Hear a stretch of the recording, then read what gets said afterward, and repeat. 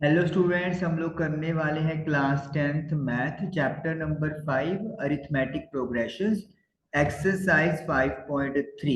तो हमारी एक्सरसाइज के 10 क्वेश्चंस हो चुके हैं। क्वेश्चन नंबर 11th पर हम लोग आ गए हैं, तो चलिए शुरू करते हैं। क्वेश्चन नंबर 11th है, if the sum of first n terms of an AP is 4n minus n square. AP की पहली एन टर्म्स का जो सम है वो 4n minus n square given है। What is the first term? हमें a one find करनी है। ए वन जो होता है वो एस वन के इक्वल होता है, क्योंकि अगर एक सिंगल टर्म है तो उसका जो सम है वो खुद ही होगा, तो इसलिए a one is equal to s one. तो हमें करना क्या है, जहां पर भी आपको एन दिखाई दे रहा है एस एन के फॉर्मूले में, वहां पर वन पुट कर देंगे। तो 4 × 1 4, 1 का स्क्वायर 1 होता है, तो 4 में से 1 गया 3। तो इसका मतलब है जो मेरे पास फर्स्ट टर्म की वैल्यू है A1 कह सकते हैं हम लोग, वो 3 आई है। तो ये हमारा फर्स्ट पार्ट जो है वो सॉल्व हो गया। सेकंड है, what is the sum of first two terms? पहली दो टर्म्स का सम पता करें, यानी कि S2। तो जहां पर हमें n दिखाई दे रहा है वहां पर हम लोग 2 पुट कर देंगे, क्योंकि n यहाँ पर टर्म नंबर को एक्सप्लेन कर रहा है। तो n की जो जो वैल्यू आप पुट करते चलेंगे आपका आंसर उसी के अकॉर्डिंगली आता चलेगा। तो S2 की वैल्यू मेरे पास 4 आ गई। इसको भी आप बॉक्स में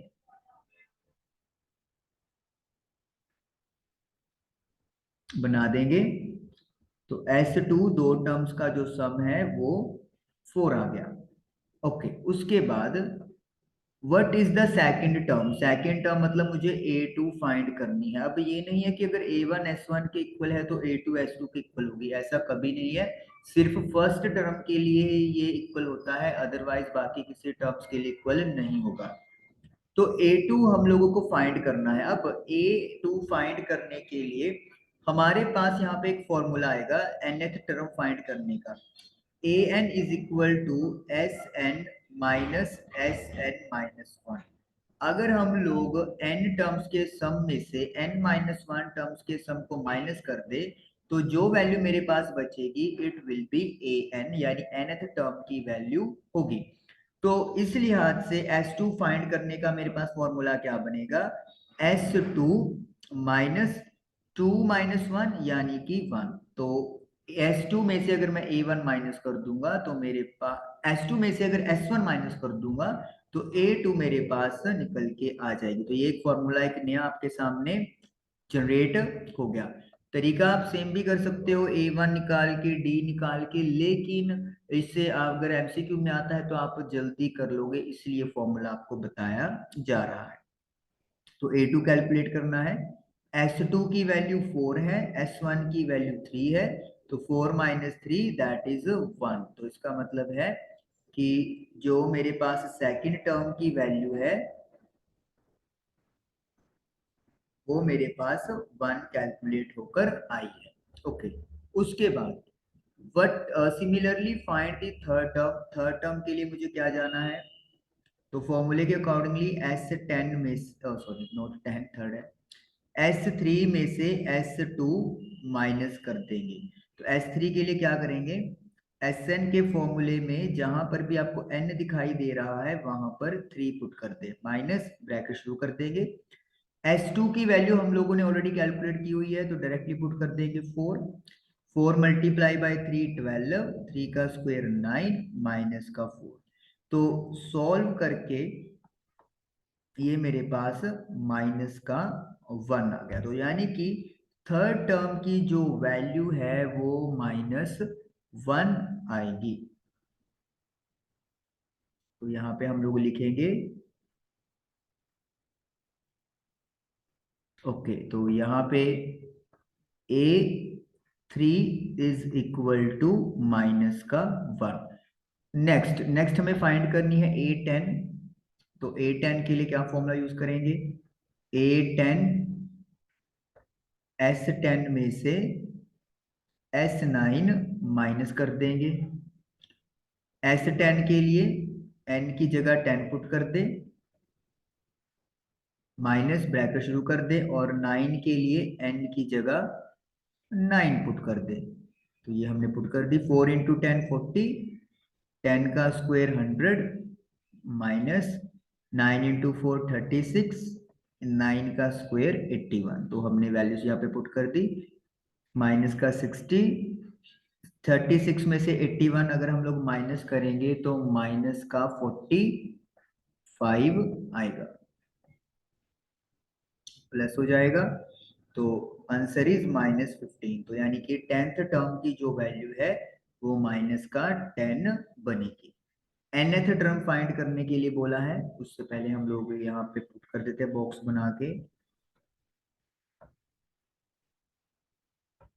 तो a10 is equal to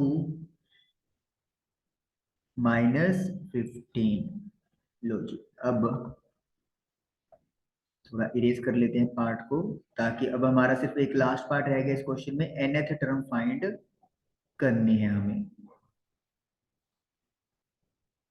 nth term का फॉर्मूला हम लोग ऑलरेडी लिख चुके हैं, Sn-1। तो Sn तो डायरेक्टली गिवन है 4n minus n square. Sn-1 के लिए n को रिप्लेस कर देंगे n-1 के साथ, मतलब जो भी पैर में है उसको वहां पर रिप्लेस करना जरूरी है। 4n minus n square, 4 into n 4n, 4 into 1 4, a minus b का whole square, a square plus b square minus 2ab। 4n minus n square, 4n minus 4, sign change हो जाएंगे, minus minus then plus. 4n minus n square, sign again change हो जाएंगे क्योंकि negative बाहर है, plus minus में और minus plus में ट्रांसफर हो जाएगा। 4n के साथ 4n कैंसिल हो गया, n स्क्वायर के साथ n स्क्वायर कैंसिल हो गया। तो 4 प्लस 1 5, 5 माइनस 2n। तो an की जो वैल्यू है वो 5 माइनस 2n हमारे पास आ गई, और यही हम लोगों ने फाइंड करनी थी लास्ट पार्ट में। तो यहाँ पे लिख देते हैं हम लोग an is equal to 5 minus 2n। n 10 20 minus 5 minus 2, ठीक है, ओके, सही है। तो इस तरीके से 6 पार्ट्स हमने इस क्वेश्चन में फाइंड करने थे, और सभी 6 पार्ट्स हमने डन कर लिए। चलिए अब चलते हैं क्वेश्चन नंबर 12 की तरफ। इससे अपन क्लियर करेंगे। क्वेश्चन हमारा कॉपी हो चुका है और ये पेस्ट भी कर दिया हम लोगों ने, थोड़ी एडजस्टमेंट। क्वेश्चन है हमारे पास, find the sum of first 40 positive integers divisible by 6। Positive integers जो 6 के टेबल पे आते हैं फर्स्ट 40, उनका सम पता करें। First positive integer as you know 6 होगा, देन 12, 18, 24, और ये कहाँ तक जानी है, अप टू 40 टर्म्स। 40 टर्म्स तक मुझे सम पता करना है। तो a की वैल्यू मेरे पास 6 है, कॉमन डिफरेंस 6 है क्योंकि 6 का मल्टीपल है, यहाँ पे आप देख सकते हो। उसके बाद नंबर ऑफ टर्म्स 40 है। तो Sn का हम लोग फर्स्ट फॉर्मूला यूज करेंगे, that is n/2 2a plus n-1 multiply by d। तो वैल्यूज सारी पुट कर दें क्योंकि हमारे पास each and every value possible है। a की जगह 6 पुट कर देंगे, n की जगह 40 पुट कर देंगे, d की जगह 6 पुट कर देंगे। 40 को 2 से डिवाइड किया 20, 2 multiply by 6 12, 39 multiply by 6। 12 plus 39 को अगर 6 के साथ अपन मल्टीप्लाई करते हैं तो 234 4 आता है। तो 20 मल्टीप्लाई बाय 246, तो ये आपका बन जाएगा 4920। तो यानी कि फर्स्ट 40 पॉजिटिव इंटीजर्स का जो सम है वो 4920 आएगा। और क्वेश्चन नंबर 12 हम लोगों का डन हो गया। क्वेश्चन नंबर 13 की तरफ जाएंगे अब हम लोग, इसको क्लियर करते हैं। क्वेश्चन नंबर 13 है find the sum of first 15 multiples of 8। अब हम लोगों को 8 के टेबल पर जाने वाले पहले 15 का मल्टीपल का सम पता करना है। तो इनकी 8, 16, 24, 32 सो ऑन। ए की वैल्यू है 8 फर्स्ट टर्म की, डी है 8, एन है 15। तो एस एन का फॉर्मूला लगा देंगे, n by two, 2a plus n minus 1 into d. तो एन की जगह 15, 2 इंटू ए की जगह 8, एन की वैल्यू 15 है और डी की जगह 8 कर देंगे। 15/2 मल्टीप्लाई करोगे तो 16 आ जाएगा। 14 मल्टीप्लाई बाय 8, 15/2, 16 प्लस, अगर 14 को हम लोग 8 से मल्टीप्लाई करते हैं तो 112 प्लस करेंगे तो 128, 64, 64 को 15 से मल्टीप्लाई किया तो 960, यानी कि 960 हमारे पास आंसर आ गया। तो क्वेश्चन नंबर 13 भी हम लोगों का इजीली डन हो गया। सिंपली बस आपको तरीका पता होना चाहिए कि किस तरीके से आप क्वेश्चंस को अटेम्प्ट कर सकते हो। चलिए क्वेश्चन नंबर 14 पे चलेंगे। क्वेश्चन नंबर 14 है find the sum of odd numbers between 0 and 50। 0 और 50 के बीच में जो नंबर्स आते हैं ऑड, उनका सम पता करें। तो देखिए 0-50 के बीच में कहानी जो है वो 1 से स्टार्ट होगी, 1, 3, 5, और हमें पता है कि 50 से पहले जो नंबर ऑड है वो 49 है। ऑड नंबर्स मतलब जो कि 2 के टेबल पर नहीं जाते या 2 के टेबल के मल्टीपल नहीं है। तो a की वैल्यू हमारे पास 1 है, n हमें नहीं पता, तो n हमें फाइंड करना है और क्वेश्चन के अकॉर्डिंगली हमें सम पता करना है। an यानी कि आखिरी टर्म की वैल्यू जो है वो 49 है। Common difference a2 minus a1, 3 minus 1 2 है। वैल्यूज हमें मतलब जो गिवन थी वो हमने डाटा बना लिया, जो फाइंड करना है वो भी लिख लिया। सबसे पहले an का फॉर्मूला यूज करेंगे ताकि मुझे जो है वो n नंबर ऑफ टर्म्स यहाँ पर पता लग जाए। चाहे ये आपको क्लियर भी है कि 25 टर्म्स आएंगी, हाफ टर्म इवन होती है हाफ ओड होती है, फिर भी मैं आपको यही एडवाइस करूंगा कि आप इसको सॉल्व ही करके दिखाएं। 49, 2 into n 2n, 2 into 1 2 is equal to 49। 1 में से 2 गया, माइनस का 1 इज इक्वल टू 49। 1 को जब ट्रांसफर करेंगे तो इट विल बिकम प्लस का 1। 49 में 1 ऐड किए 50, तो n की वैल्यू जो है वो 50/2 यानी कि 25 आ गई। तो n नंबर ऑफ टर्म्स मुझे 25 यहाँ पर मिल गई। उसके बाद Sn लगाना है हमने, तो Sn का formula n/2 a plus an। Second formula use कर सकते हैं क्योंकि हम लोगों को an की वैल्यू पता है। नंबर ऑफ टर्म्स हमने भी कैलकुलेट की 25, फर्स्ट टर्म 1 है और an की वैल्यू 49 है। तो 1 में 49 ऐड करेंगे तो इट विल बी 50, तो ये कटिंग हो जाएगा 25 पे। 25 को 25 से करेंगे तो 625 आएगा। और इस तरीके से क्वेश्चन नंबर 14 जो है वो हम लोगों का डन हो गया। तो सम ऑफ ऑड नंबर्स हमें पता करने थे 0 और 50 के बीच में, तो 625 हम लोगों का आंसर आ गया।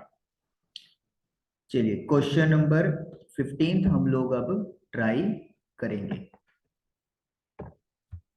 क्वेश्चन नंबर 15 हम लोगों ने यहाँ पर कर लिया है कॉपी, और अब क्वेश्चन नंबर 15 यहाँ पर होगा डिस्कस।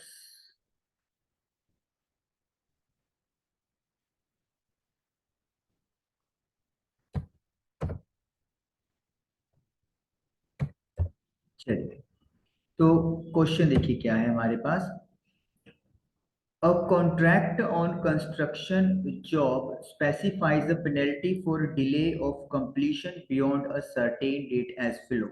एक कंस्ट्रक्शन जॉब दी गई है कॉन्ट्रैक्ट पे, लेकिन अगर एक डेट के तक वो काम कंप्लीट नहीं हुआ तो उसके बाद पेनल्टी यानी कि जुर्माना लगना स्टार्ट हो जाएगा। और वो कैसे है, एक दिन के लिए अगर लेट हुआ तो 200 रुपीज, सेकेंड डे 250 रुपीज का फाइन होगा, थर्ड डे 300 का। तो मतलब 50 रुपीज जो है वो मोर ऐड होते जाएंगे पेनल्टी के तौर पे।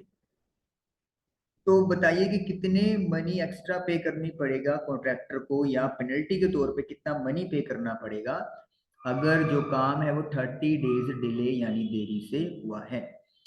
तो जैसा क्वेश्चन में है, फर्स्ट डे जो फाइन होगा वो 200 रुपीज होगा, गिवन है। डिफरेंस कितना, डिफरेंस है 50 रुपीज का। अगर मैं यहाँ पे सीक्वेंस बनाऊं तो सीक्वेंस इज 200, 250, 300, 350 में 50-50 प्लस होते जाएंगे। And it is for 30 days, 30 दिनों के लिए। तो एन की वैल्यू 30 डेज हो गई। हमें पता करना है सम, एस एन। तो S n we will find total sum, जैसे 200 प्लस 250 कितना फाइन पे करना पड़ेगा। और हमारे पास एस एन का जो फॉर्मूला है वो n/2 a plus A N. हम लोग बड़ा फॉर्मूला लगाएंगे क्योंकि ए एन हमें नहीं पता। तो 2a plus n-1 multiply by T.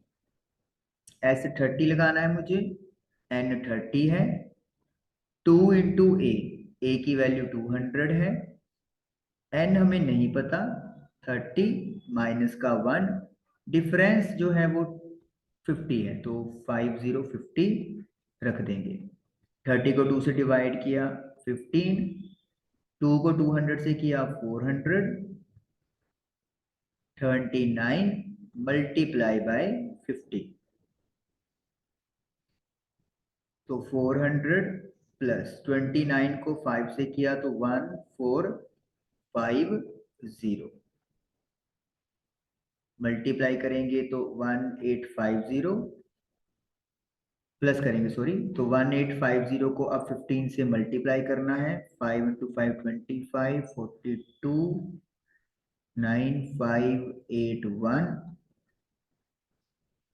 तो 27,750 रुपीज। तो इतने रुपए की पेनल्टी देनी पड़ेगी 30 डेज के बाद, क्योंकि काम जो जिस डेट पे फिनिश होना चाहिए था उस डेट पे फिनिश नहीं हुआ। और इस तरीके से क्वेश्चन नंबर 5 हम लोग 15 सॉरी हम लोगों का डन हुआ। तो अब चलते हैं क्वेश्चन नंबर 16 की तरफ। क्वेश्चन नंबर 16 ये मैंने कॉपी किया और ये क्लियर करेंगे हम लोग,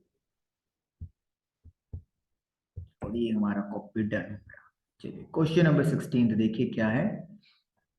A sum of 700 rupees is used to give 7 cash prizes to the students of a school for their overall academic performance। Academic performance के बेसिस पे 700 रुपीज के कैश प्राइज देने हैं 7 स्टूडेंट्स को। 7 कैश मतलब 700 को 7 पार्ट्स में डिवाइड करना है। If each prize is 20 less than its preceding price, हर प्राइस पिछले प्राइस से 20 रुपीज कम है, तो फिर बताइए हर प्राइस की वैल्यू क्या होगी। तो यहाँ पे हम लोग लेट कर लेंगे, let the price amount, first price amount let कर लेते हैं रुपीज सेकंड प्राइस अमाउंट जो होगा वो 20 कम होगा, तो x माइनस 20 आ गया। इसी तरीके से जो थर्ड प्राइज है उसमें भी 20 और कम हो जाएंगे, तो x माइनस 40 हो गया। तो इसका मतलब क्या है, जो सीक्वेंस है वो हमारा क्या बनेगा, x minus 20, x minus 40, so on. ये अब हमारी टोटल 7 टर्म्स बनेगी, क्योंकि कितने प्राइस हैं, 7 प्राइसेस हैं। उसके बाद अच्छा, यहाँ पे हमें ईच प्राइस बताना है, तो यहाँ पर मतलब फोर्थ प्राइस का अमाउंट लिख लेंगे, फिफ्थ का,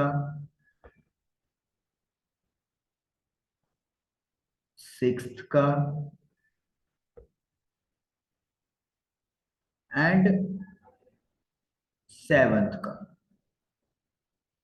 तो 20 रुपीज कम होते जा रहे हैं, आप देख सकते हो। तो ए की जो वैल्यू है, फर्स्ट टर्म वो एक्स आया है। डिफरेंस कैसे निकालेंगे, A2 में से A1 माइनस करके। तो x माइनस 20 में से x माइनस किया, तो माइनस का 20, x के साथ x कट जाएगा। नंबर ऑफ टर्म्स 7 है, क्योंकि 7 टर्म्स हैं। an की जो वैल्यू है वो x माइनस 120 है, an लास्ट टर्म। तो यहाँ पे जो सेवंथ प्राइस है वो x माइनस 120 है। एसएन का फॉर्मूला अब हम लोग लगा सकते हैं, सेकंड फॉर्मूला यूज कर लेते हैं, क्योंकि मुझे ए भी पता है, ए एन भी पता है। एस एन 700 है टोटल, एन 7, ए एक्स है, और ए एन की वैल्यू एक्स माइनस 120 है। 2 को क्रॉस कर लेंगे और 7 डिवाइड में चला जाएगा।